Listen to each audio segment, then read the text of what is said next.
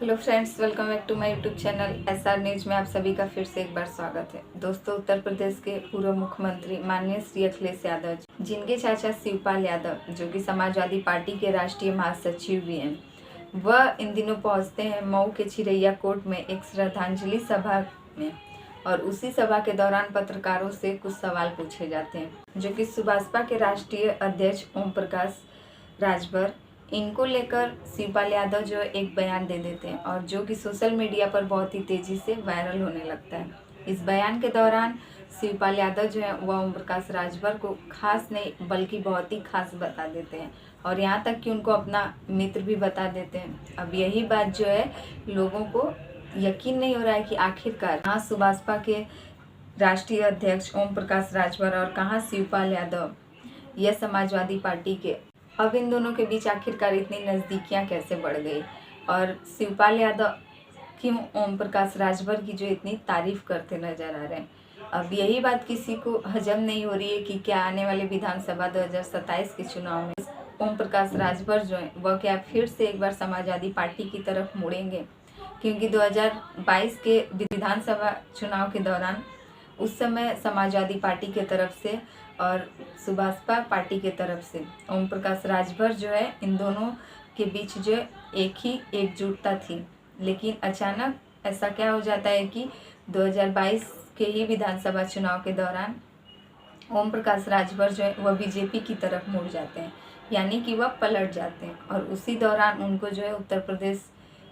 की सरकार द्वारा उनको जो है कैबिनेट मंत्री बना दिया जाता है। और जैसे ही ओम प्रकाश राजभर बीजेपी में शामिल होते हैं वह वहाँ के कैबिनेट मंत्री बना दिए जाते हैं। और अब जो कि फिर से एक बार शिवपाल यादव जो है ओम प्रकाश राजभर की तारीफ कर रहे हैं, तो इसी से सबको यह लग रहा है कि शायद ओम प्रकाश राजभर जो है वह एक बार फिर से समाजवादी पार्टी की तरफ मुड़ना चाहते हैं, क्योंकि बदलने के तौर पर जो है वह ओम प्रकाश राजभर का नाम सबसे पहले आता है। यह जहां अपना फ़ायदा देखते हैं उसी तरफ मुड़ जाते हैं। उस समय इन्होंने समाजवादी पार्टी को कमज़ोर देखते हुए बीजेपी में शामिल हो गए थे, समाजवादी पार्टी को ठुकरा दिए थे। और जब अब एक दो चुनाव के बाद से इनको ऐसा लग रहा है कि बीजेपी को कुछ खास जीत हासिल नहीं हो रही है और इनको जो है समाजवादी पार्टी का गढ़ मजबूत होते हुए नजर आ रहा है। अब इसीलिए ये कहीं ना कहीं ऐसा सबको लग रहा है कि आने वाले विधानसभा चुनाव 2027 में हो सकता है यह समाजवादी पार्टी की तरफ एक बार फिर से अपना हाथ बढ़ा दें।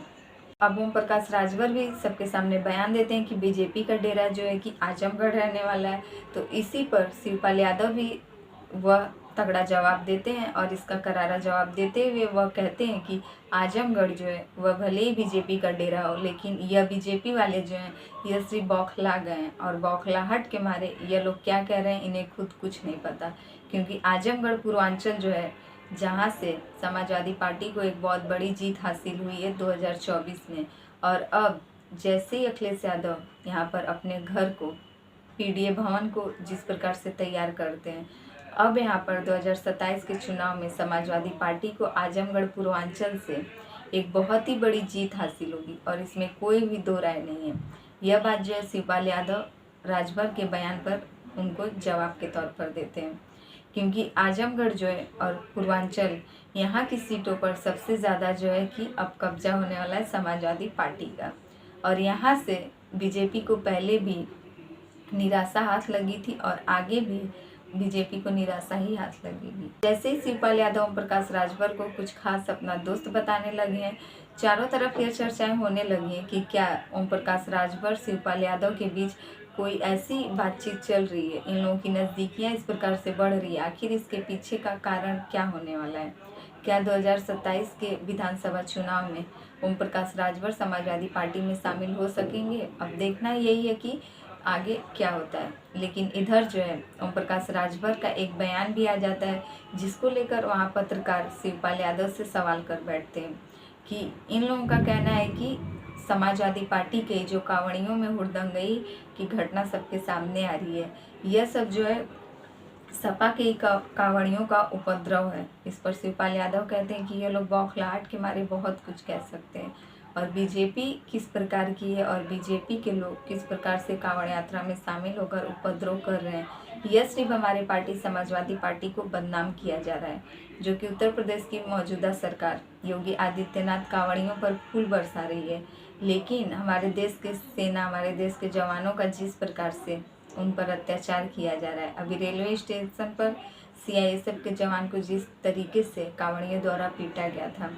जिस प्रकार से कांवड़ियों का उपद्रव हर जगह बढ़ रहा है, लेकिन इस पर बीजेपी जो अपनी आंखों को बंद करके बैठी है।